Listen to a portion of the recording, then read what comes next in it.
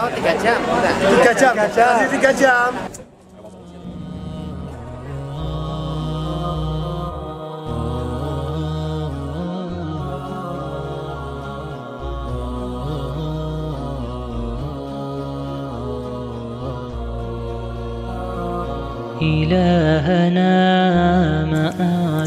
Alhamdulillah, biiznillah usai sudah kami lalui mabit di Mina pada hari Tarwiyah atau 8 Zulhijjah. Rangkaian zikir dan munajat dalam prosesi wukuf setelah tergelincirnya matahari pada hari Arafah atau 9 Zulhijjah. Dan tibalah saat kami harus meninggalkan padang Arafah yang penuh berkah untuk menuju dan bermalam di Muzdalifah.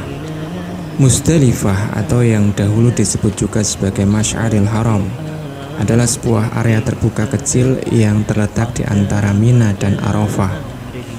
Jika boleh saya katakan, Muzdalifah adalah salah satu tempat persinggahan yang juga penuh berkah. Bagaimana tidak penuh berkah sebuah tempat yang pada musim haji penuh dengan lantunan zikir dan munajat doa-doa. Meskipun demikian, seperti halnya di tempat manapun dari tempat-tempat yang disinggahi selama melaksanakan prosesi haji, di Muzdalifah ini jamaah haji juga diuji kesabaran serta keteguhannya untuk tidak mengerjakan larangan-larangan ihram, terutama larangan berbuat fusuk dan jidal atau berbuat kerusakan dan pertikaian. Bisa dibayangkan jutaan jamaah yang sudah dalam kondisi lelah dan bahkan beberapa di antaranya terdapat yang sudah payah. Alhamdulillah rombongan terakhir KBIH Aisyah Kebumen sudah sampai di Muzdalifah untuk melaksanakan prosesi mabit di Muzdalifah. Berada di sebuah tempat yang menurut saya tidak cukup luas dengan sarana seperti kamar mandi yang pada tahun 2019 menurut saya jelas tidak sebanyak di tempat lainnya semisal di Mina ataupun di Arafah. Bisa dibayangkan seperti kondisi pada saat kami jamaah haji KBIH Aisyah Kebumen tahun 2019 menunaikan ibadah haji. Karena sholat maghrib serta sholat isya sebelumnya sudah dijamak di Arafah, sehingga di Muzdalifah ini sudah tidak lagi melakukan sholat maghrib serta sholat isya yang dijamak. Seandainya kedatangan kita atau kami di Muzdalifah adalah giliran yang terakhir, rasanya dan yang saya lihat dengan mata kepala saya sendiri cukup susah untuk mencari tempat yang sedikit luang agar kita bisa sejenak merebahkan badan. Besok lempar Pulang ya Pak. Jamarot.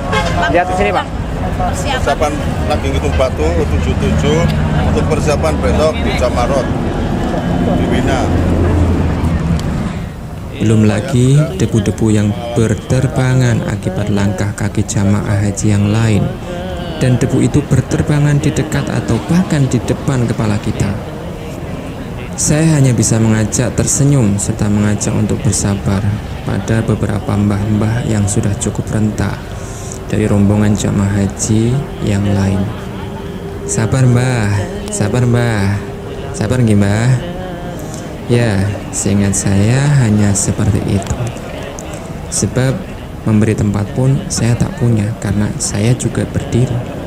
Alhamdulillah, dikarenakan kedatangan rombongan kami di Muzdalifah masih termasuk awal, sehingga kami masih dapat dengan mudah mencari kerikil yang akan kami gunakan untuk melontar jumrah Aqobah di Mina keesokan harinya. Sekitar lewat tengah malam, jamaah haji perlahan dipindahkan menuju maktab masing-masing di Mina.